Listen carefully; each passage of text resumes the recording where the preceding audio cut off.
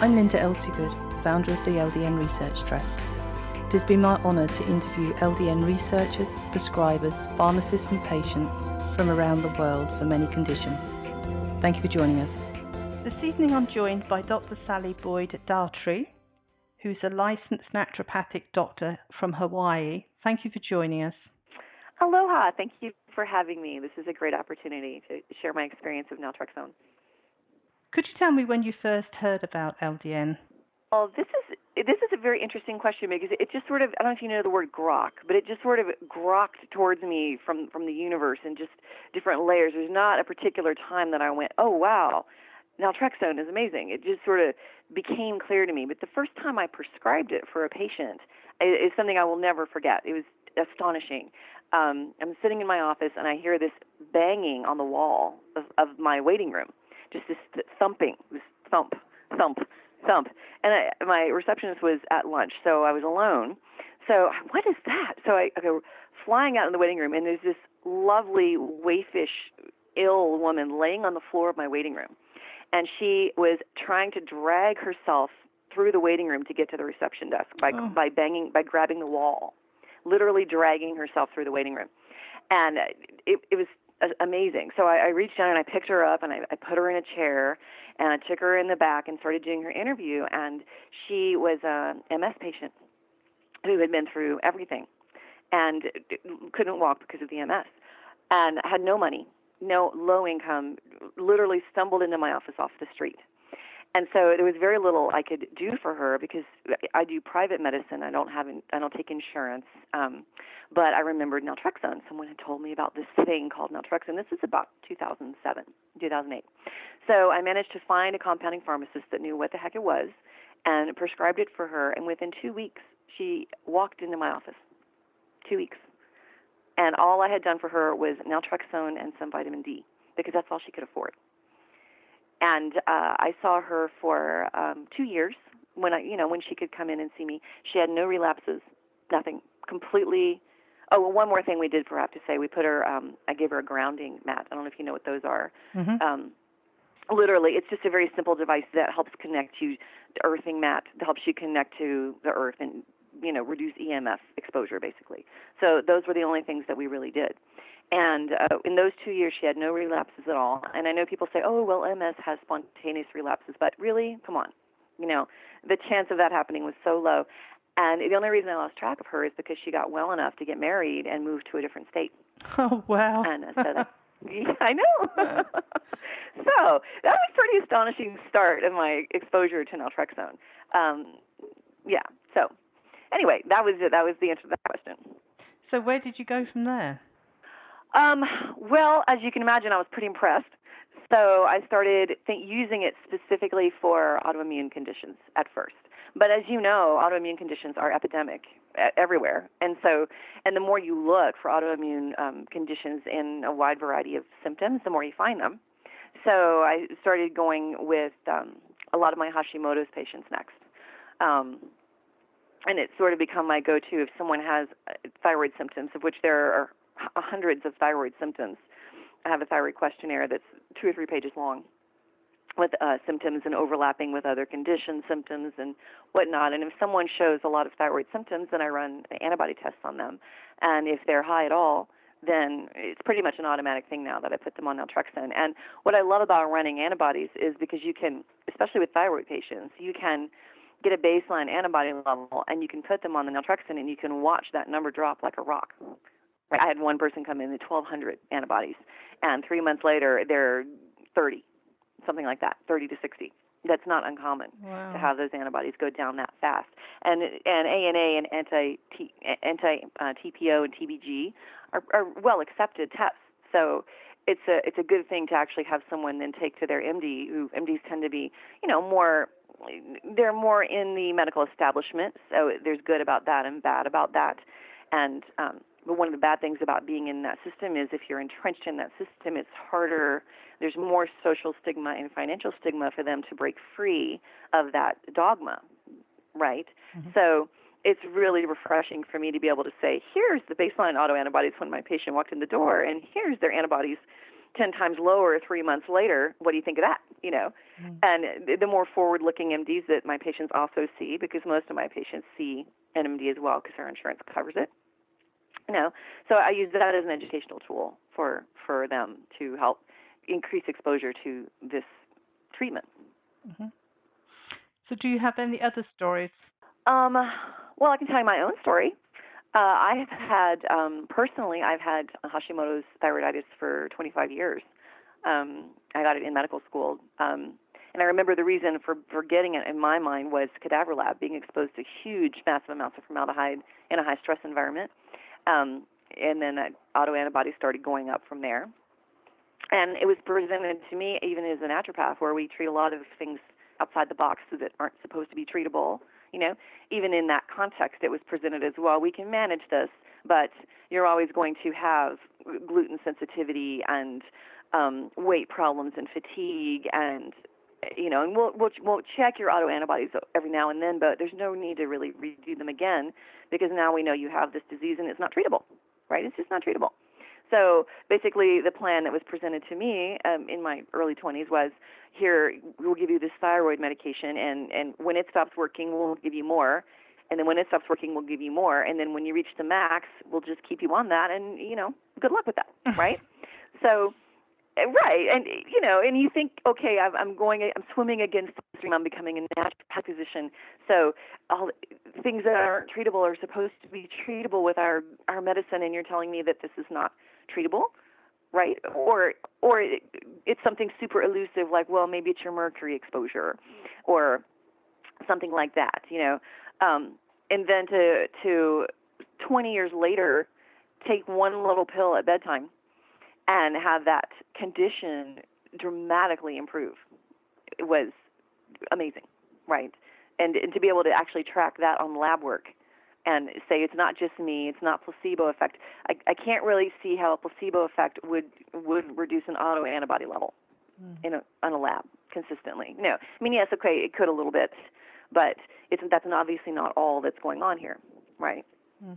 So myself starting to take it resulted in my being able to go from a part-time practice to manage my condition, you know, to a full-time treatment center, right? So now I have staff, and I have, you know, ancillary services, and I have an associative MD, and I have all these things that I'm able to manage now because that condition is successfully, I wouldn't say cured, because to me cure means you don't need to take anything, right, to not have your symptoms.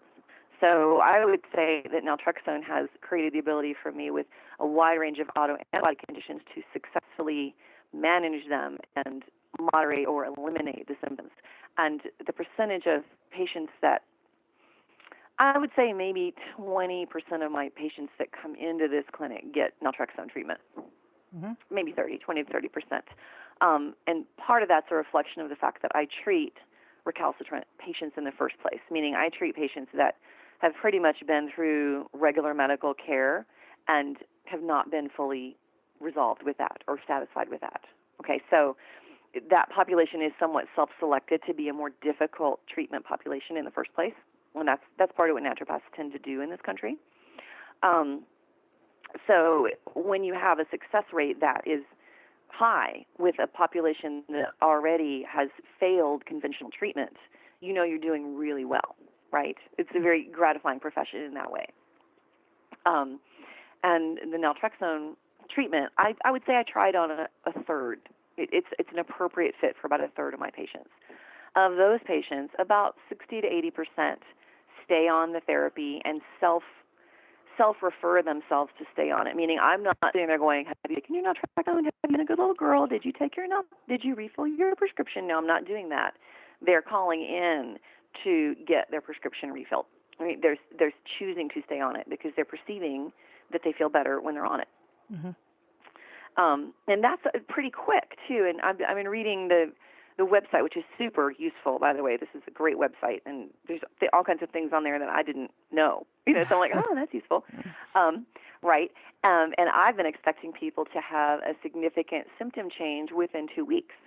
And then I'm reading on here that a lot of the chronic pain patients can take 3 months to have a significant benefit. So I haven't even been conditioning people to wait that long to see a benefit, and still yet I'm seeing 60 to 80% of people staying on it Wow, and that's reporting amazing. improvement. Yeah. So part of that might be, me encouraging them to notice improvement, and then that having a positive mental effect for sure. But also considering the fact that everyone that comes here is paying cash to see me and is paying cash for the therapies because insurance doesn't cover what I do most of the time. Mm-hmm. If you're going to keep paying for something, you're definitely perceiving a benefit from it. Yes. On the flip side of that, has anybody told you they've experienced any negative side effects? Well, the sleep change, sleep disturbance, insomnia effect is definitely a factor. And for that, I would say maybe 20%, 30% of people will report that. And there are some people, of course, that come here, see me once, try something, and then I don't see them again. I don't know what happened to them. They don't follow up. It's not, it's not the right kind of care for them. So I can't say what those people are doing, if they have the insomnia effect or not. Mm-hmm. But people that come in and are consistent and do the therapy, it seems to me like there's a certain subset of patients that have that symptom, and I haven't quite pinned down who they are, except for that they tend to be more sensitive, more anxiety prone, more reactive. I do see a lot of chemically sensitive people, the canary in the coal mine kind of people, and they can be their response, their dose response rate is very, very individual. So I have people on 0.5 milligrams and I have people on 12 milligrams.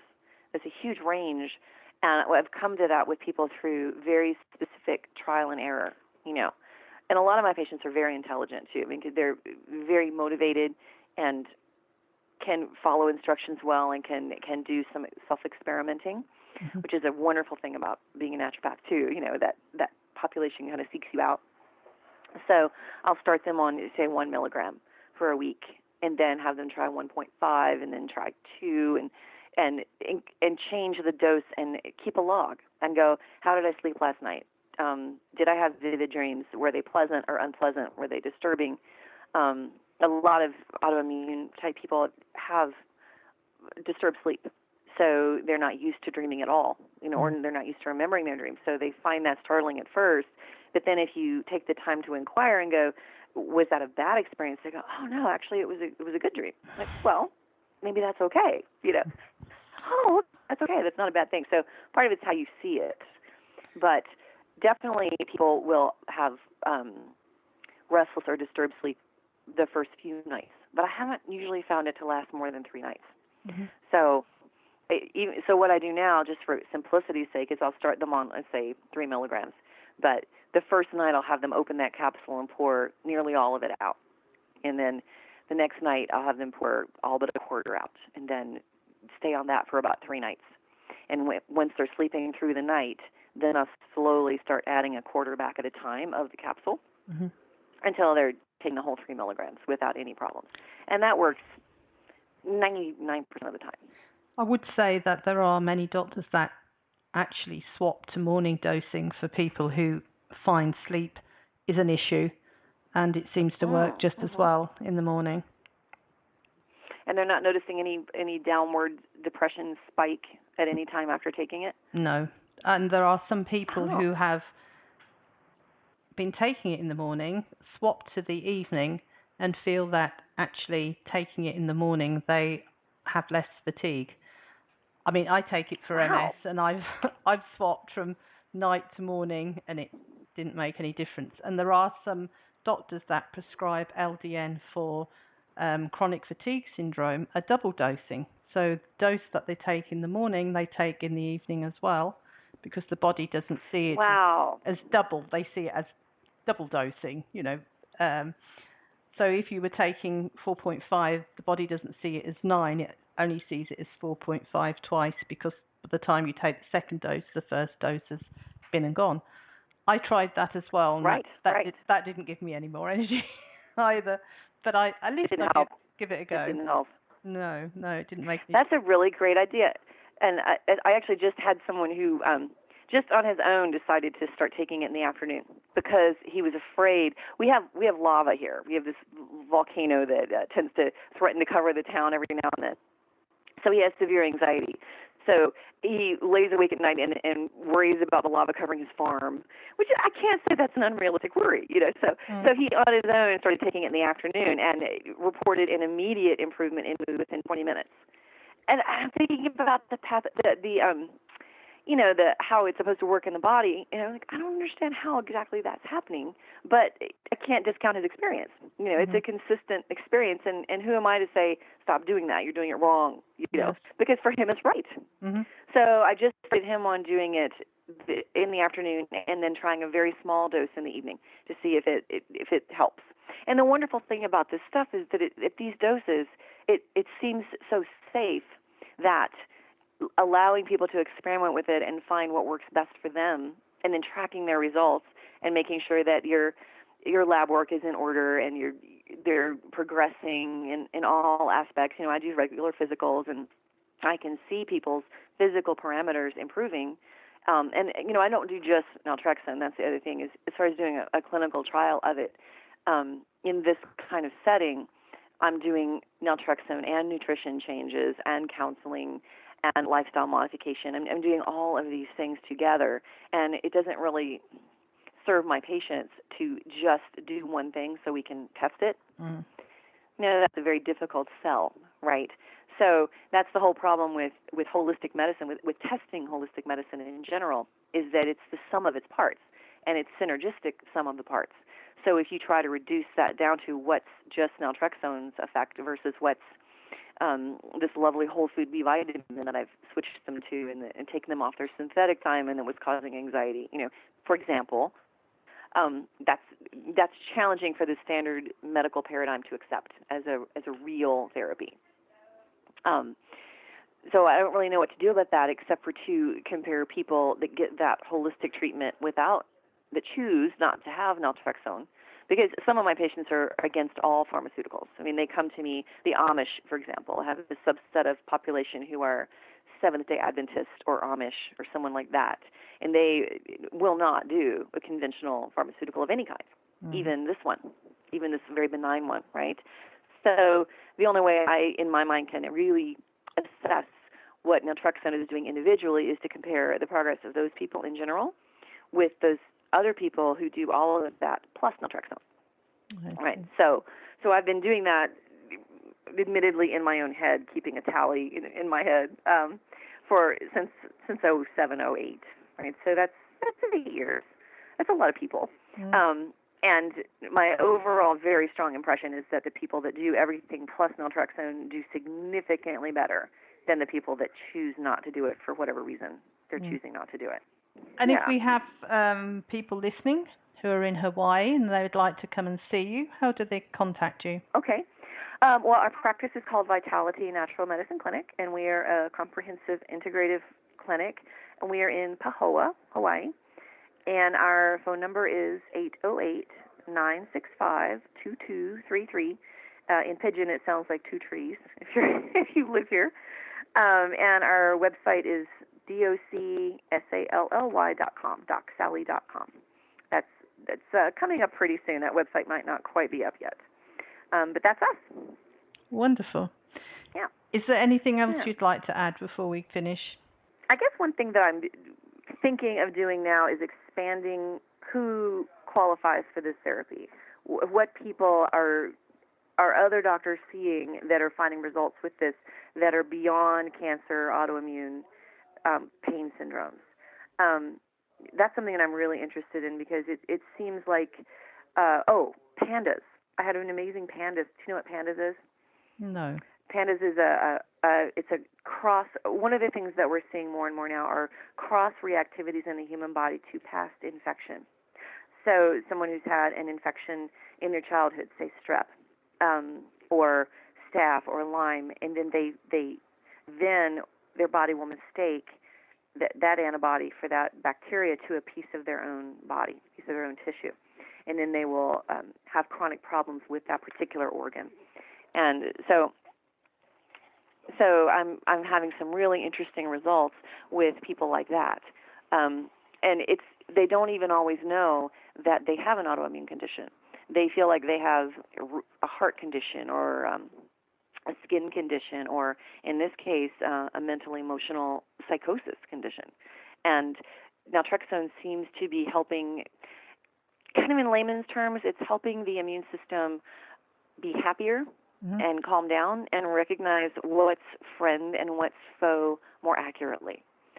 So the implications of that are huge, just amazingly huge. Yeah. At the conference in February, we had two psychologists talking about post-traumatic stress, but it seems to work for cravings and all sorts of problems that people have. So the more we are using it, the more conditions are coming along that doctors are treating it with. We now have a list of, I think, 204. Normally, if there's an autoimmune component, LDN could well work. And then there are all the different pain conditions. There are these mental health issues that it's helping with as well. So it's very interesting. We're learning all the time.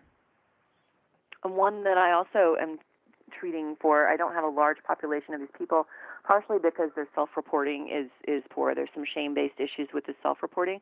But drugs of abuse, the euphoric drugs of abuse, like ecstasy and Molly and what's that other one? What's it called? Oh, MDMA, those kind of drugs. I think people that use those and use them end up depleting not only dopamine but endorphin and enkephalin as well. And they tend to present with this sort of chronic low-grade apathy, dysthymia, hopelessness, lassitude. And the only thing that seems to make them happy is when they're actually on that drug. So although it's not technically, quote-unquote, an addiction or an addictive drug by classification, right, their life ends up being cycled around the use of that drug. And when I can get them to take naltrexone and stop taking the drug of choice, it seems to make them feel normal. And it makes me feel hope for these people because they're self-medicating in a way. If their endorphins are chronically low and they don't know that, but they know that they get to actually have an experience of having normal or high endorphin levels for a few hours, and you can see how their life would then end up revolving around wanting that feeling of actually feeling normal, you know. And here we are saying, well, for the first time in your life, you can feel good, not high, okay, but good every day, and that can be your baseline reality from now on. That's incredibly powerful. That's a life-changing experience. Yeah. And I've had a couple of patients who have been able to tell me this is the cycle I'm stuck in, and I've been able to say, well, if you can commit to weaning off that drug, not doing it every 3 nights or every weekend or living for it, and instead do this, because I would think that they would contradict, so I don't want them doing naltrexone and that drug at the same time. I don't know what that would do.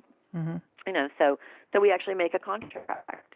You know, you do naltrexone if you want to keep doing your legal drug of choice. Don't do naltrexone that day, please, okay? And they find that they need that drug, whatever their drug is, less and less and less and less. So that's very successful. That's very satisfying. Yeah. Wonderful. Thank you very much for sharing your experience with us. Okay. All right. Well, thank you. It's been fun to talk about.